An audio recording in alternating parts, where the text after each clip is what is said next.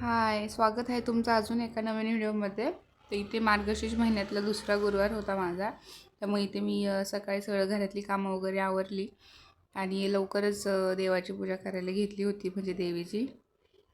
कारण की रियांश उठला ना, मग तो काही करूनच देत नाही. मग त्याला मी झोपी लावलं होतं आणि सिया पण स्कूलला गेली होती. मग बोललं पटकन देवाची पूजा वगैरे करून घ्यावा, म्हणजे मग सगळं सकाळी उरकलं ना, मग संध्याकाळी काही एवढं टेन्शन नाही राहत.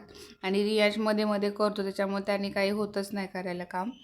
मग मी सगळं पूजा वगैरे केली खाली आणि देवीला पण मस्त तयार वगैरे केलं आणि हार वगैरे पण आणला होता. मग हार पण वगैरे सगळं देवीला घालून घेतलं. सो कशी वाटते मी तयार केलेली देवीचं रूप, कमेंट करून नक्की सांगा.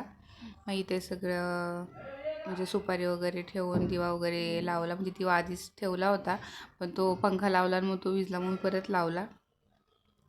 आणि मग इकडे फळं वगैरे सगळं ठेवली आहे. मग असं छान देवीची पूजा वगैरे केली. म्हणजे माझी कहाणी वाचायची बाकी होती. बोला आधी पूजा करून ठेवते, कहाणी वाचायला काही टाईम नाही लागत. त्यानंतर मग उपवास होता. मग त्या दिवशी मग मी भाजी चपाती केलीच नाही. मग यांना पण मी खिचडीच खायला दिली होती. आम्ही म्हणजे जेवण वगैरे केलं दुपारचं.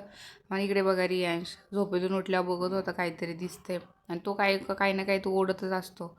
मग त्यानंतर त्या दिवशी दत्त जयंती पण होती.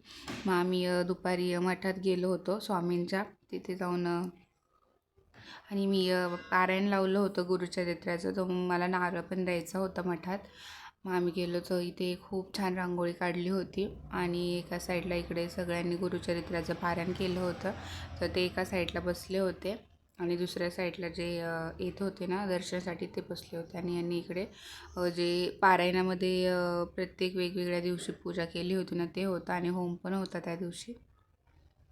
मग आम्ही पाय वगैरे पडलो, प्रसाद वगैरे घेतला आणि मग घरी आलो. मग देवाला यांनी तिथून भेटला होता हार, मग तो देवाला घातला. आणि त्या दिवशी वर्षातली शेवटची पौर्णिमा होती.